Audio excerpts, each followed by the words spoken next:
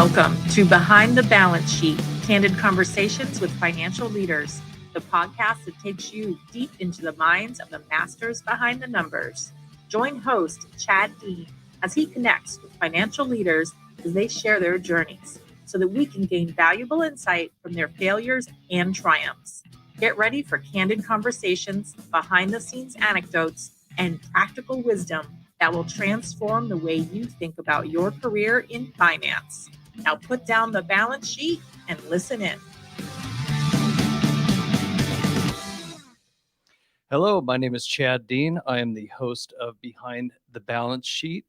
I am also the CEO of Integrated Management Resources. Integrated Management is the sponsor of Behind the Balance Sheet. And I've been an executive recruiter for 27 years, based here in Phoenix. And I've spent my life interviewing people.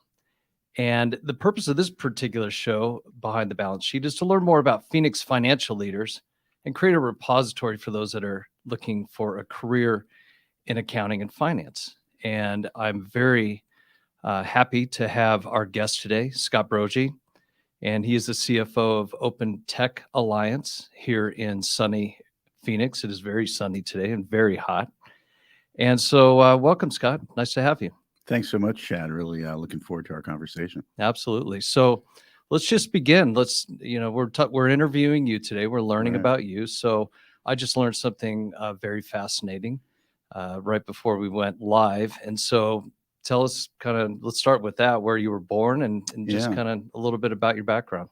Sure. Yeah, I was, my father was in the Army. He was a West Point graduate. And so at that point in time in the 60s, he was stationed out in Southeast Asia.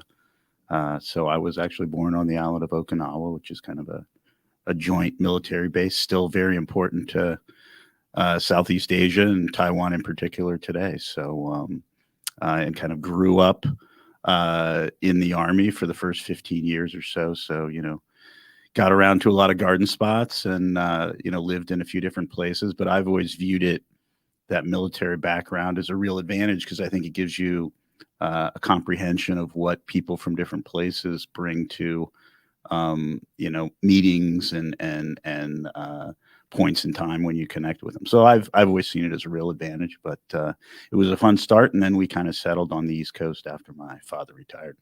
And when did he retire?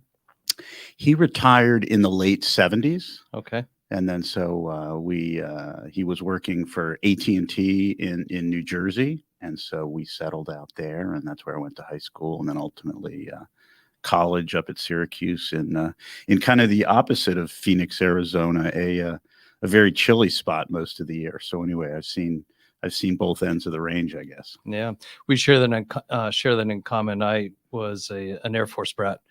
My dad was a pilot. He was stationed actually in Thailand in Vietnam. Yeah.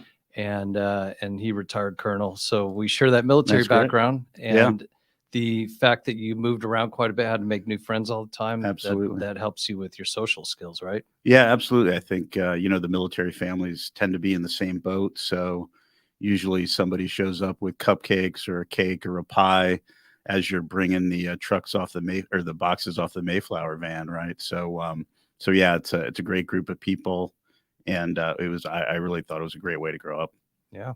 So tell us about, you chose finance as your undergrad, but it doesn't sound like you started out that way. No, not at all. It's funny. It sounds like we have some common background there as well. But I started out actually mechanical engineering at Syracuse and suffered for 3 semesters. I actually transitioned to double E at one point and just didn't turn it. And I was always good at math, right? But sort of tangible math. And as it got more theoretical, I tended to struggle with it more. So at the recommendation of a friend, I tried a couple business classes my sophomore year at Syracuse, and that really clicked and showed me a path to where I could build a future, and that's how it's all turned out. So that was a real pivot for me, going from engineering to finance, and I think shows that you can make those kinds of changes, and it's important to find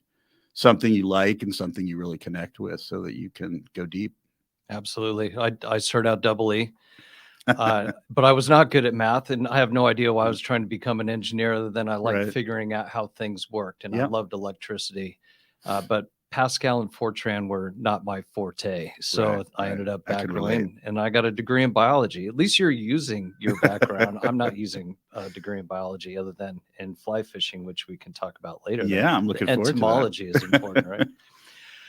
So tell us about, did you make the decision? Was there a choice between finance and accounting, and why did you make the finance choice? Yeah, I tended to gravitate more towards, kind of the economic side of things, and you know, um, and certainly did a lot of coursework in both. And then, right after college, I had an opportunity to join Chase Manhattan Bank at the time, right now JP Morgan Chase, and they had a really great training program. It was called the Global Credit Training Program. It was a full year, as very deep dive, and took you through sort of all the core elements of accounting, financial statement analysis, tons of modeling. It was to go back. I think it was in Lotus 1, 2, 3 back in those days, but it was really deep, and really built one of the things that I still enjoy today, which is modeling, budgeting, kind of putting those pieces together, figuring out what the drivers are going to be for a business from both a top line, a revenue perspective, as well as ultimately what's going to end up on the net income line or the EBITDA line, right? And so being able to go really, really deep in that really kind of hooked me, right in my first year, as something I knew I wanted to do. And in the program, you kind of graduate, and then you usually spend a couple years running a pretty traditional corporate banking credit team. That was kind of the process for moving up. And so that was a good experience. I ended up during that process moving down to the Baltimore, Washington area. So Chase had acquired a bank down there, and they wanted to build out kind of a regional corporate finance practice. So went down to that market, ran a credit team for about a year, and was kind of apprenticing with a pretty experienced or very experienced senior banker from the Baltimore, Washington market. So that was great. And then they kind of figured I could, add, and I could like get out and talk to people and not generally embarrass anybody. So they let me progress into what Chase called a relationship manager role. And so, I got to go out, meet with people all over Northern Virginia, DC, Baltimore, and interact with those clients and figure out what they were looking for, and see, how we as an organization could differentiate what a money center bank could bring versus what some of the local banks could bring. And one of the big things was corporate finance and derivatives and those kinds of things. So it was a great opportunity. I mean, I couldn't get anybody out of New York for under $1 billion in revenue. And this is the, early 90s, right? A long time ago. And so I got a lot of rope, which was really fun. So I learned a lot. I got to make a lot of connections, and it was a tremendous experience. And that really kind of pulled me more towards the finance side than the accounting side, because it was, you're generating the data, the information, the financial statements, but then really seeing very early on how CFOs, controllers, VP finances would use that to accomplish the things they needed to accomplish for, large privates, even a few smaller publics, NASDAQ traded companies that were in the area, really showed me at a very early age what that outcome could be, right? And that's what I really connected with, was, what are you going to do with those numbers? How are you going to take them? So I think there's a lot of value to each, but I do think they are two very different things. I think you see a lot of CFOs, because I know that's where we're going to end up, who have a classic accounting background and CPA, and I think that's very valuable. And then you see other CFOs that, tend to be a little more about the strategic side or the capital raising side. And I think they do tend to be very different, right? So for me, I like the latter, and I think it's because I started seeing how organizations would use those things and how they would position for capital and how they would look ahead a couple years down the road. So that was a great start for me, a great opportunity, and I'll always be thankful for it. So I think it shows that it's important to find a place where you can learn early on and get a tangible sense after college of, what you really want to do when you grow up. But it seemed like it gave you exposure to a lot of different industries. For sure. And it was definitely, I'm sure, did you work pretty hard first couple of years? Yeah. I mean, it's what happens in, accounting, certainly in the legal side, right? You're putting in your hours and I was driving all over Southern Maryland, Northern Virginia, DC. So in the car a lot, doing a lot of meetings. So yeah, they were long days, but they were really good ones. Yeah. So then you decided to go to B school from there? Yeah. So I'd spent about 5.5, 6 years at Chase. Great progression. Had kind of stepped up into an officer role. But, at that point in time, I kind of realized that I didn't want to work for a really big organization my whole life.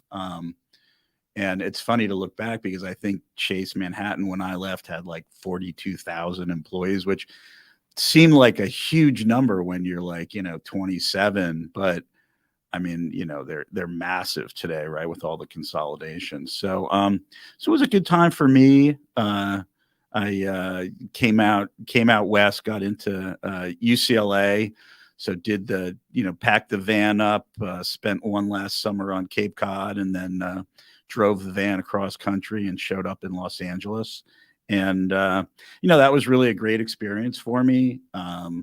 Because of my work background at Chase, I was able to waive out of a lot of the core classes, right? So statistics, other things like that were, pretty foundational. I was able to waive out of those and then get into some advanced classes really early, and then also do a fair amount of internships, which I think have a lot of value as well, because it continues to take you down that path of, well, maybe I think it's going to be like this, but here's what it's really like in the real world, right? So that was really valuable. But got to TA some great classes early on. One gentleman who won Business Week's Graduate Teacher of the Year a couple times, fantastic corporate finance professor, Bill Cockrum. Got to TA that class, and that was a lot of fun because I was it's a 2-year program. I was still a first year, and I was getting to TA. It was like the capstone class for the second year, so I got to have a little fun with the second year marketing students. So that was a lot of fun. But had a really good blend, had a fabulous experience, and then after business school, had a couple opportunities, but really wanted to kind of build out my Rolodex in LA, to use an old phrase. Because I'd never lived on the West Coast before, so I wanted to do that. So I joined an investment bank out there, and got into a number of sort of valuations a lot early initially, and then ultimately doing M&A, and that's ended up being a really big shop, Houlihan Lokey, one of the top 3. We were much smaller back in the mid to late 90s when I was there, but they did a fabulous job of building that business, and it was a good experience. But then I ended up getting recruited out by a CEO that I'd actually done an internship for when I was at Anderson at UCLA, and he was in the healthcare industry, and he had kind of this crazy idea in 1997 about aging in place, right? And so we kind of put a business plan together and went out and raised about $7 million in venture capital from a firm down at Del Mar, and kind of then it was off to the races. That's what I've done for the last 25 years. So I'm going to back up a second. Sure. Because you chose MBA, entrepreneurial finance, as opposed to maybe a pure, is that equivalent to a finance master's, would you say? Yeah, With just a slight business tinge to it. Right. Yeah. And it was interesting because I forgot to mention, while I was with Chase in Baltimore, Washington area, I actually wanted to take a class in, I think it was like portfolio theory. It was something that was more like investment related, right? And I'm working at the bank, and I wanted to do that, but to to take a class, you actually had to apply to their graduate program, right? And this is Loyola College in Maryland. So I did that, and again, this was kind of the first time I was able to waive out of a few things, right? So got in, completed that program, but I think that was another thing that reinforced that I wanted to go more in the direction of what are you going to do with the data? How's that impactful for the organization? And then looking down the road a bit and saying from a capital perspective, what's it going to take to get to whatever the goal is for the organization, right? So, we want to get to X dollars in revenue, or we want to get to a certain EBITDA level and have a transaction, or we've got a couple founders who are ready to, call it quits and move on. So, I think it's all about aligning with what's that ultimate goal for the organization. How about the network you built at UCLA? Still there today? Absolutely. Tight group? I've still got a lot of friends. I still go bike riding with a couple of my classmates. No, it's a great group. And now it's funny to see people, what are we? Almost 30 years down the road from graduation. A lot of people are really at senior roles at companies. So it does give you that network where when you're trying to connect some dots to get someplace, that you can have a good conversation with somebody who's going to, steer you straight. So ton of value in that network effect that you get coming out of graduate school for sure.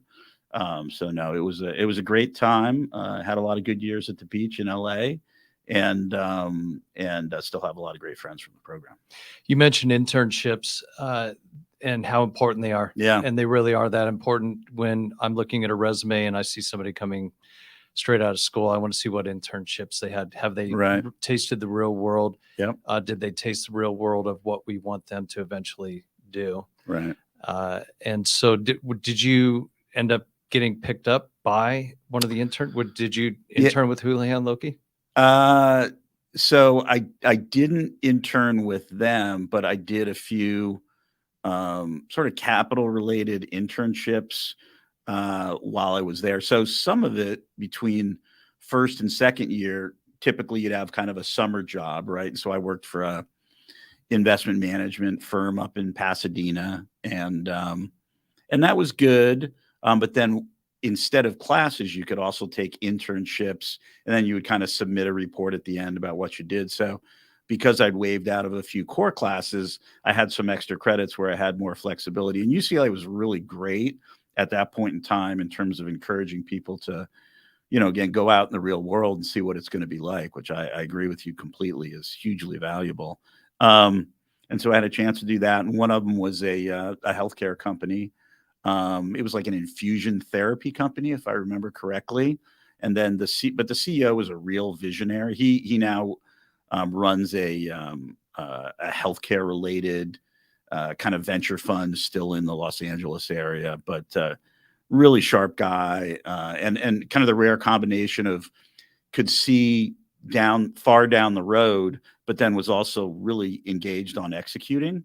And so he saw something in 1997, 1998 that I think people are really just starting to execute on now. So I saw a quote when I walked into the office here. It was a Steve Jobs quote.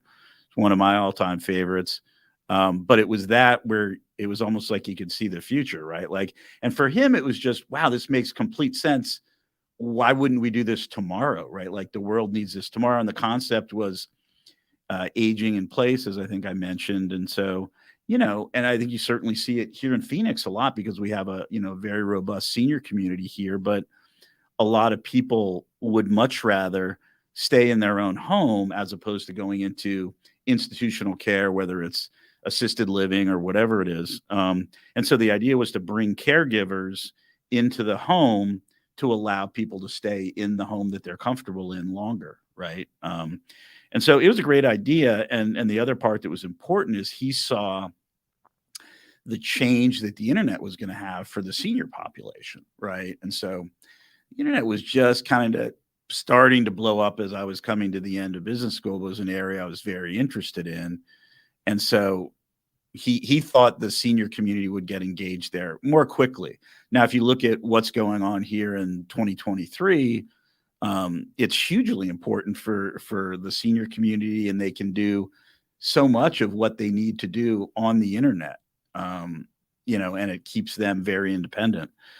So, Joe was right. He was just about, 20 years early. So we had a good run there. We did a roll up when I ended up leaving Houlihan and joining Joe for that. And, we rolled together a number of home care companies, but it was really a great experience going out, seeing the full circle of, raising the capital, putting the business plan together, raising the capital, and then executing and going out and rolling up 8 or 9 businesses in the first 18 months to jumpstart the revenue, and kind of seeing that whole thing come to fulfillment, and then, build a big business out. I mean, that business is still around today. I think they do a couple $100 million a year in revenue.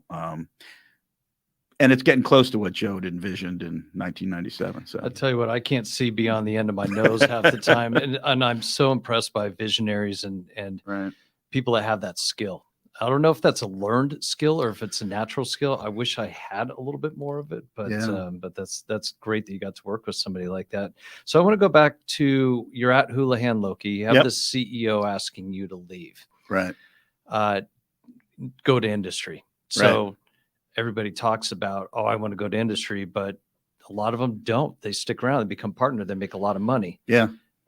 It's just I probably should have, because they ended up getting bought out by a Korean firm, and everybody who was there, did really, really well. So anyway, we'll see how that one ultimately pays out or not. Right. But I probably had a little more fun.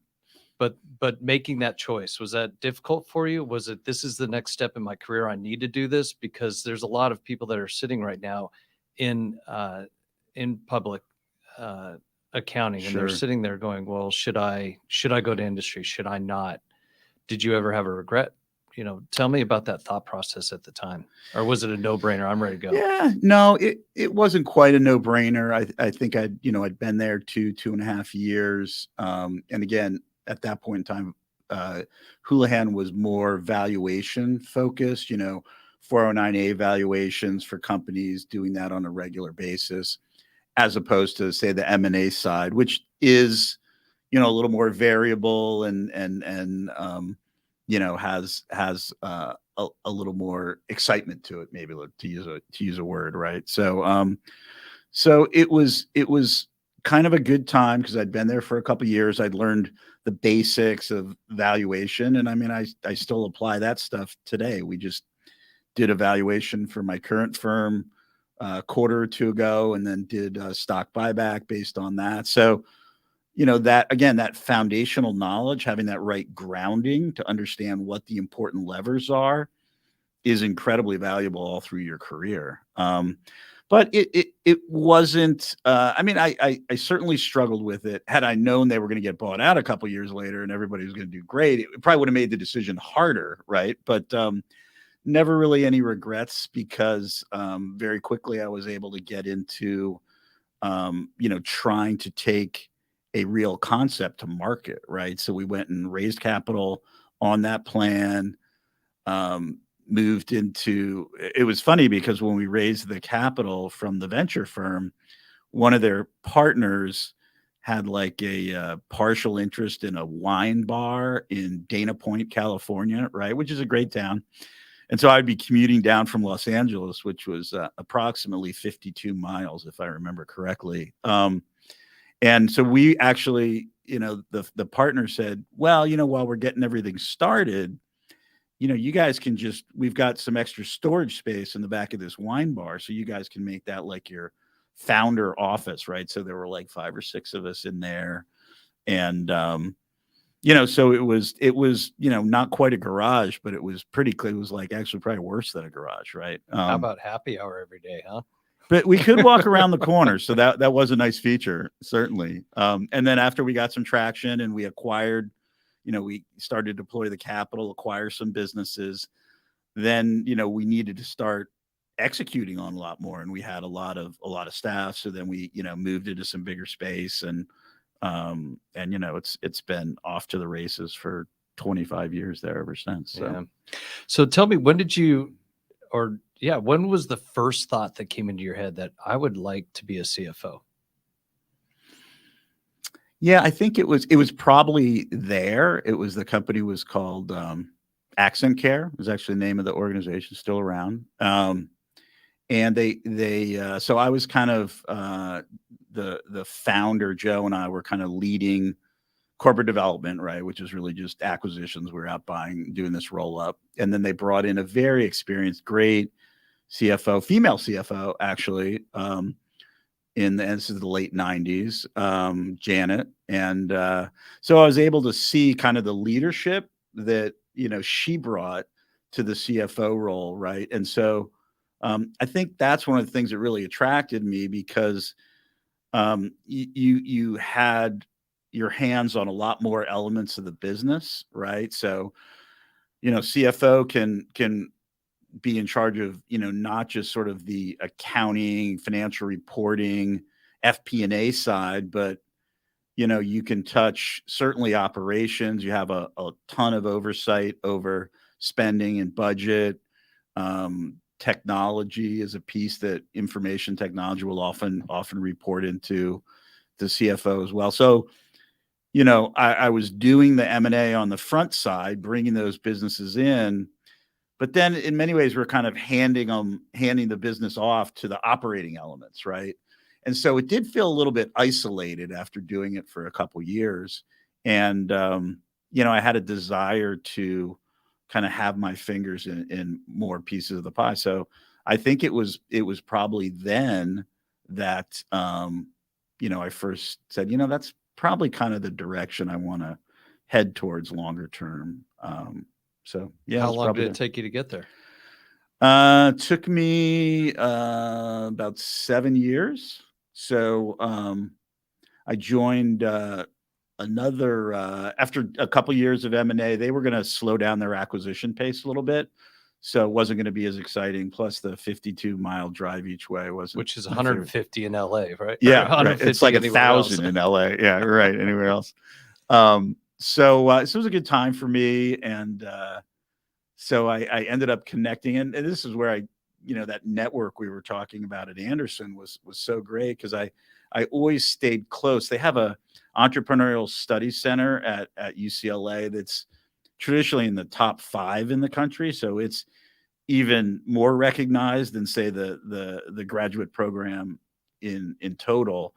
Fantastic program. They get students into all kinds of opportunities. And so I'd always stayed very close with the gentleman who ran that organization and the person who helped him do that. And so she told me, yeah, there's a couple Anderson grads a couple years after me, and they've got this idea in photography, right? And I had recently gotten married, and the founder of this business, he and his wife had recently gotten married, and basically the concept was, how weddings used to work a few years ago was you would shoot it with a film camera, right? So because this is film, what's that? This is 2000. This is going way back, right? Shoot it with film, and then you would create this proof book, right? And then, if you've got family from outside of where you are, you have to send this proof book around so everybody can see what's going on and see how great they look, right? And then they would order off it, and all that back end stuff is like the last thing that professional photographers want to do, right? They're very creative, very artistic. They love the event, but they kind of hate everything after it, right? So the original idea was to digitize from film and then post that up to the internet, and then actually print off the digital file, which you could only do to a certain size back in 23 years ago. But it was a really cool idea, right? And it was literally in the town that I lived in. So, ditch the 104-mile commute and do it in your backyard, and true raw startup, right? So all right, let's push this a little further. Let's really see how this looks. So I started off running business development there, right? So it wasn't just in the core piece, because it was pre-revenue. There was There was nothing to count, right? Like, so we had to go make something to count first. And so You pulled back your chase days, right? Going out and meeting right, clients. exactly. Right. So I had that core skill that I developed. And so I had a ton of fun, didn't really know much about professional photography, which is the other thing I liked. I don't know, what part of my background tends to make me like to parachute into situations where I have no idea what's going to happen, but it's there, right? So so we did it, and then over about a 6-year period, kind of met everybody, including my wife. My wife was actually a professional photographer from St. Louis, and we had kind of a core group of ambassadors. There were 2 guys, one in LA, one in Atlanta, who were like the 2 top wedding photographers. One of them had shot all the Kennedy weddings, right? And these guys were awesome. Wow. So we would travel around and do these, dog and pony shows all over the country. But there was a group of about 50, we called them ambassadors, who were great friends of these 2 photographers, Gary Fong and Dennis Reggie. And, so we built a really tight group, and we would go to the conference, and it was a big, good time. So built just fantastic friends from that business. And we ended up taking it from no revenue to over 5,000 professional photographers. And about 2 years into the period, the interesting was a business changed completely, because Fuji came out with the first good digital SLR, right? And Kodak had cameras way ahead of that, but they just couldn't get it mobile, essentially, right? And so photographers started to convert from film to digital in 2001, 2002, and the market swung completely. It went from 95% film in 2000 when we started to 95% digital by 2002. So we had to pivot the model, charge differently, because we used to get paid for each scan that we would make, right? And wedding photography, like the rapport you have to build with the clientele to convince them to send their film that they can't replace from a wedding to some crazy little lab in Hermosa Beach, California, to get it scanned and then put it up on the web and produce. Like, that was a reach, right? And so that's why it was so critical that we had ambassadors that they trusted, who were saying, I've tried it. It's a really great service. So it was a great run, right? And we ended up building that to, north of 40 million in revenue, and ended up a few years in getting a large private equity firm interested in the business. And we started off looking to recap it, and they ended up deciding they wanted to buy it. So it was a great experience. We stepped through angel fundraising, right? Some friends and family money first. So having done the traditional VC route first, then seeing friends and family, leading to kind of a Southern California has a really well-developed angel network, right? So go in to raise some capital there, and then you keep building and getting some partnerships that, with Kodak in particular, that contribute a lot of the equipment that we needed. So we kind of, very much bootstrapped it, right? And fit the pieces together, but ended up creating a lot of value for the friends and family and the people that were in early. So, another great experience. But I wasn't the CFO there, right? So we had another gentleman who's another UCLA grad. He was in a little earlier than I was. So I ran kind of the sales and BD part, grew it to get some business. He was running the finance part. And then towards the end, he ended up moving on to do something else. And I picked up the finance role. But then I had to actually accept my next position to get the official title CFO. So what was your title at the photography? VP God, of finance? I was thinking I was VP business development, and there were no SVPs. It was just like VP and the CEO. And then it became like something incredibly long, like VP finance and business development. So it was something like that, right? So how could you fit all that on a business card? You really couldn't, right? So that's when I stopped Front carrying business cards. Yeah. So tell me, you get the CFO title.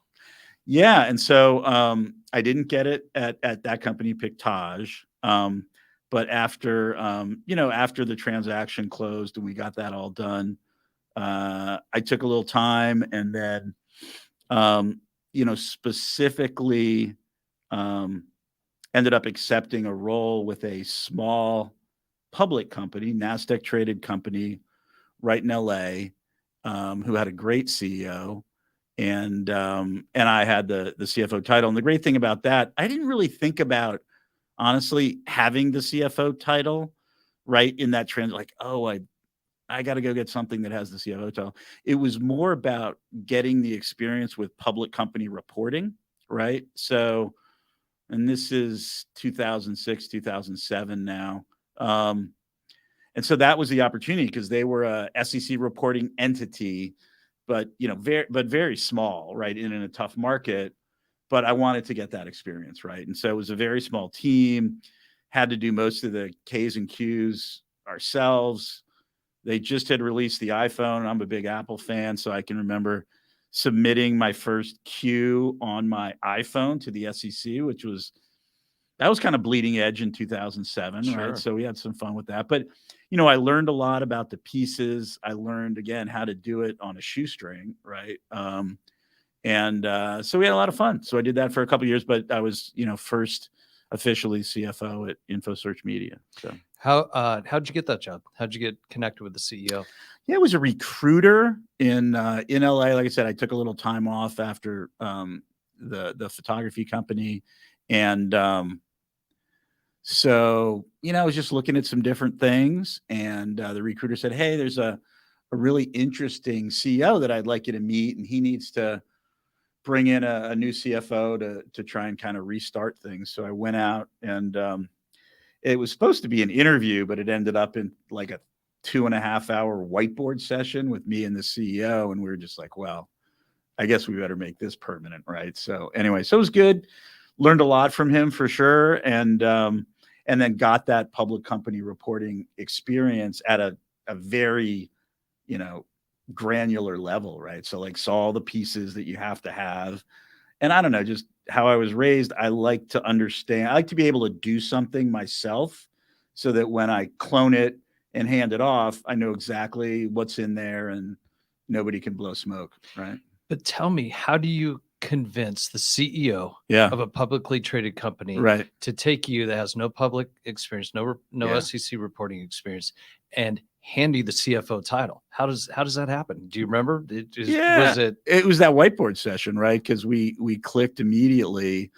And again, it was getting into that conversation of where are we going a couple steps down the road, right? So it wasn't, we certainly covered the technical aspects of the requirements, right? But it was more about where are we going to go? And look, it was a really small public company. So, I mean, it was public, but it wasn't a big operation. So it was, like a perfect learning experience for me. Cause again, you had to get in the weeds on this one because you just couldn't afford to have some, massive staff doing everything. So you had to do a lot of it yourself. And I think it's hard to run a public company that lean these days just because the regulatory environment has made it much more complicated, right? So there's just a burden on there that makes it very difficult to do it that way. Mhm. So it was kind of a point in time. It was a great opportunity for me. I got the experience and I got that title.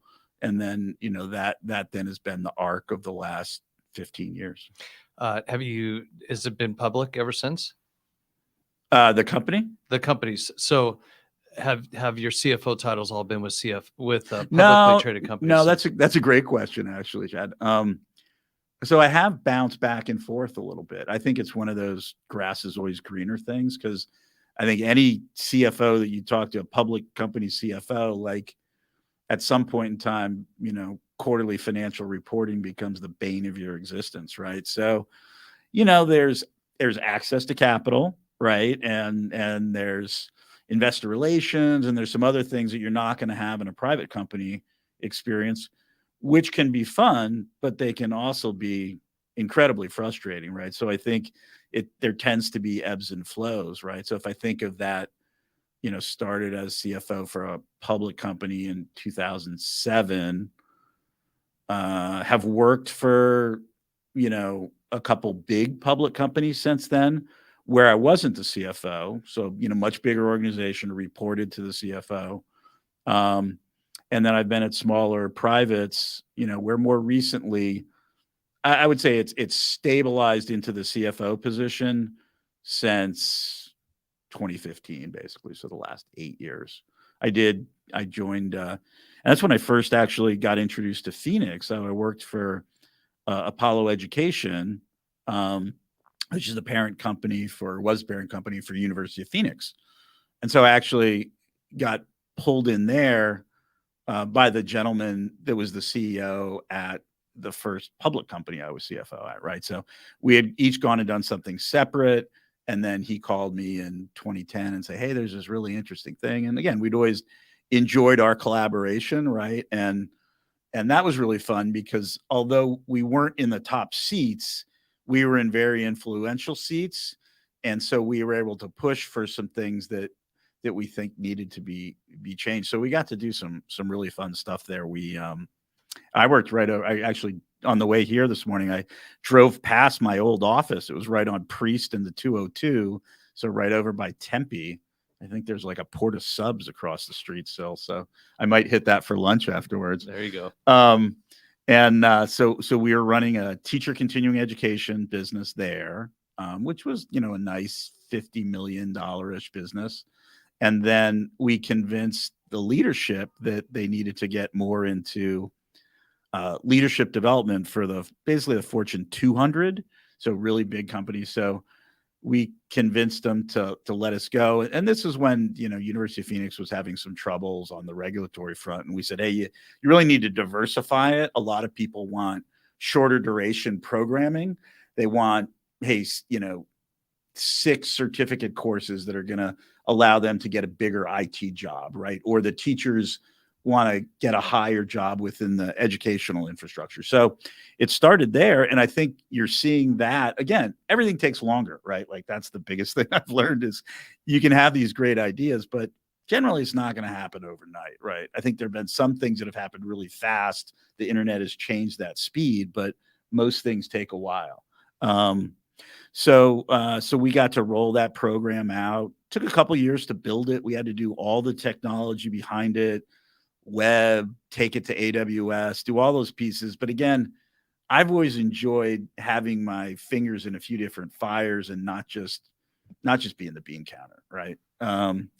So that was a tremendous experience. We did that actually up in San Francisco. So for about 3 years, we lived at LA the whole time, right? We lived at the beach in LA. So like 1 week I'd fly to Phoenix and we'd do the teacher continuing education business. And then the next week I'd fly to San Francisco and we build out this new professional development program, right? For corporate America. And Apollo was the holding company for University of Phoenix. And they had about 600 people in San Francisco doing mostly technology and marketing, right? And back then, University of Phoenix was actually, I think, the largest marketer on Google. So the annual marketing spend was like $300 million a year. It was a massive spend.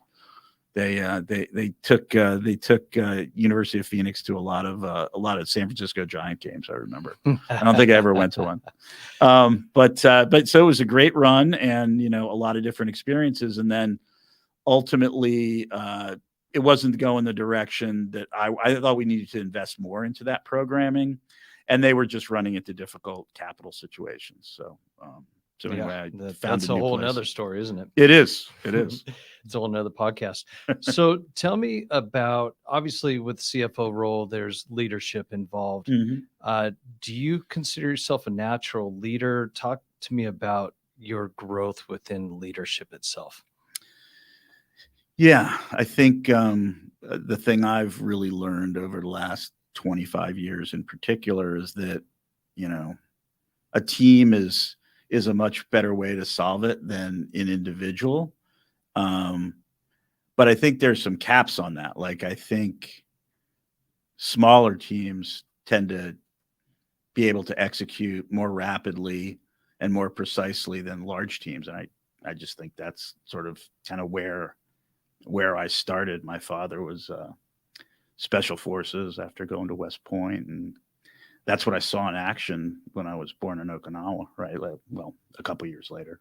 But so I think that has it orients how you think about the future, right? Because you see how things get done in that setting, right? And I think there's a lot of a lot of connections to how things get done in business, right? And so that's always been a really strong, uh, had a really strong impact on how I approach things.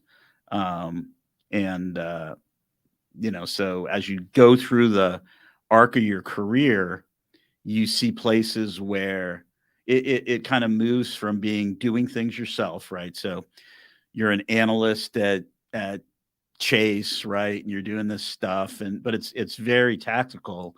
And then over the arc of your career, you're moving towards how do you find the right people to fill in the different things that the organization needs to accomplish whatever the goal is, right? And I think that's one of the places where you see that arc of a career where you're moving from the doer role. I mean, I've heard the puppeteer role is kind of one that gets thrown around a lot these days. So I don't know if it's that, but it's more like, all right, I can kind of see maybe where this is going.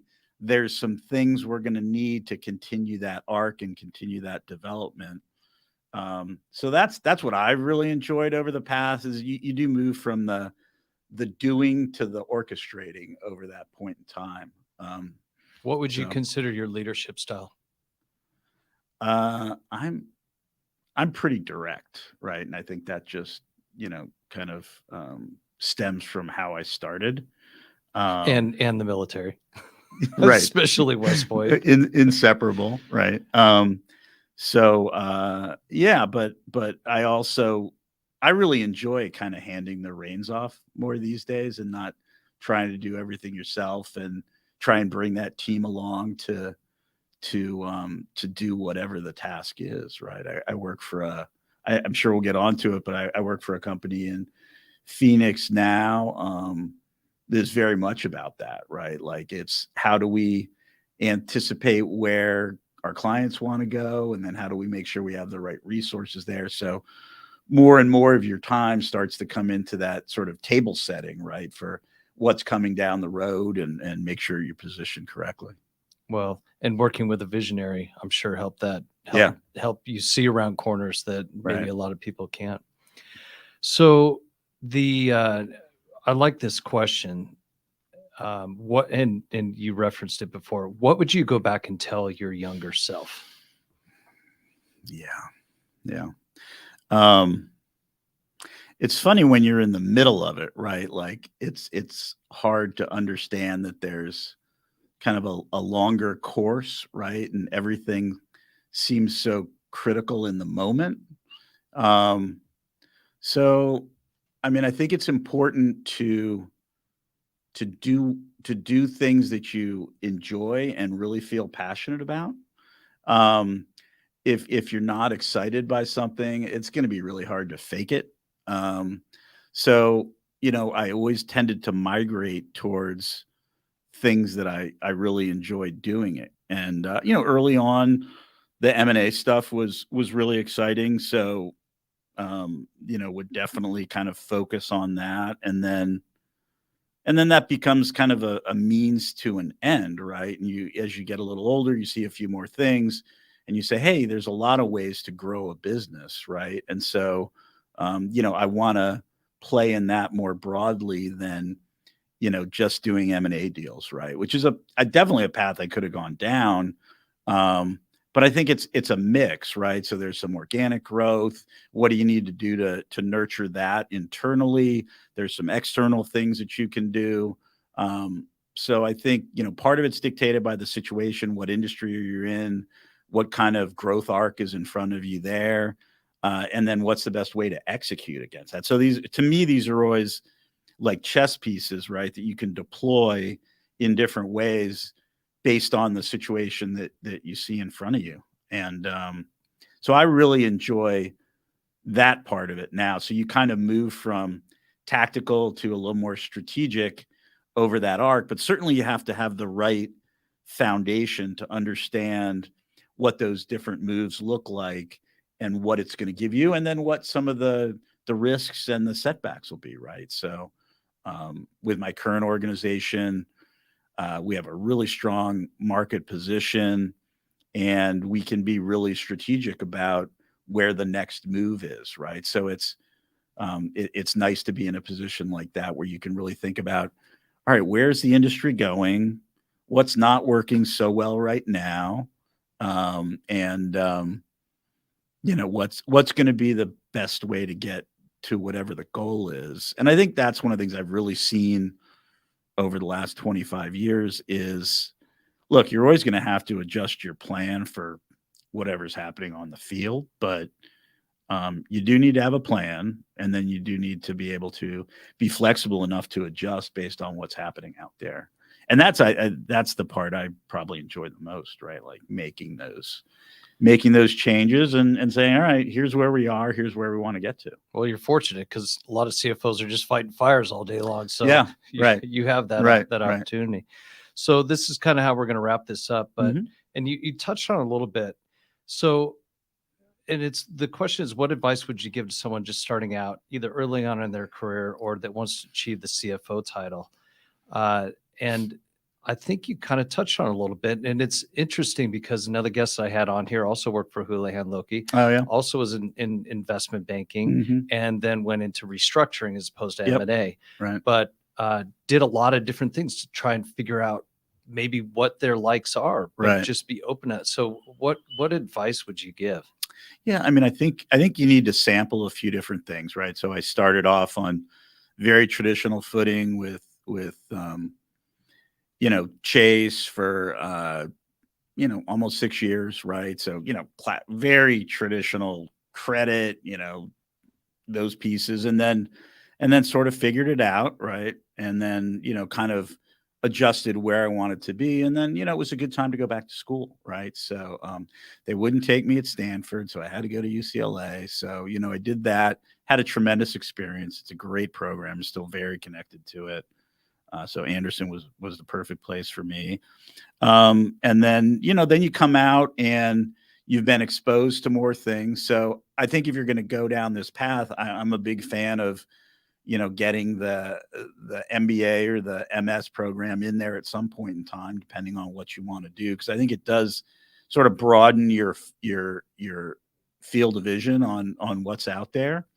And then I spent a couple years. So I did sort of traditional banking, B school, and then a couple years in investment banking with Houlihan Lokey, and that was great because it showed me some of the traditional valuation pieces, and then got me into some of the M&A stuff, and then I basically got recruited out of there by somebody I'd worked for while I was in business school, having that pedigree of Houlihan behind you then, and I think a pretty broad sense of what was out there, right? So you definitely have to try different things, find out what your affinity is with, right?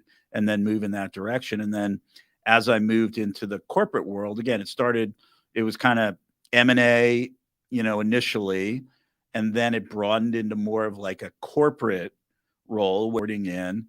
And then that's been the path really of the last 25 years is you continue to have more things under you, but it's really important, I think, to have a broad sense of what the field looks like, not be so super linear. And I know we have a tendency to do that these days, right? So I would just encourage people to try and broaden their experience set so they can come at opportunities from different directions. Because as you look at my last 15 years, different pieces have been more important. Some places like debt was incredibly important, right? Others were public companies, so we had to go out and do secondary offerings, right? So I think the more you can have in your tool bag, how to adapt to a situation, and it's more likely you're going to be able to respond effectively. And network. And network. Always be networking, right? Every guest that I have had on talks about how important the network is. Right. So I think we really hit on a network is important, getting a lot of different experiences, the internships and everything. So absolutely. I can't believe how fast time flies, but we're coming to the end here. And I mean, we could go on for another couple hours because I know you got a lot of information, a lot of knowledge to share. But I do appreciate you being here today and sharing that knowledge. And if if somebody wants to reach out to you, how would they get a hold of you? Yeah, I think, I've been a huge LinkedIn fan from the very beginning. So that's a great place. I'm pretty easy to spot there. So, you can track me down there.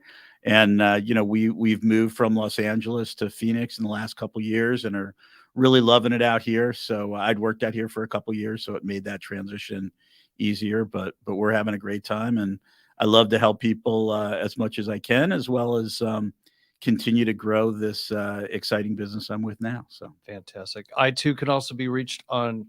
You can look me up on Google, Chad Dean, Integrated Management. I hope I'm number one on there that comes up. I also too am a big user, addicted to LinkedIn, right. For better or worse. And so that's it. We're going to wrap this show. And thank you very much, Scott, for your time today. And look forward to talking with you more after this. Likewise. Okay. Thanks, everybody. Thank you for joining us on this episode of Behind the Balance Sheet, Candid Conversations with Financial Leaders. We encourage you to apply the knowledge and wisdom shared in these conversations to your own career. If you enjoyed this episode, be sure to subscribe to our podcast and leave a review. Your feedback is important to us as we continue to bring you more candid conversations and thought-provoking insights from successful financial leaders.